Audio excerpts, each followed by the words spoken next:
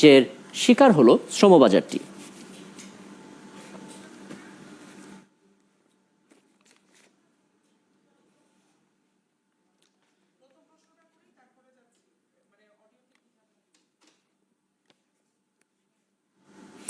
আমরা সরাসরি আলাপে যেতে চাই। আমাদের সঙ্গে আছেন বাইরা মহাসচিব জনাব আলী হায়দার চৌধুরী।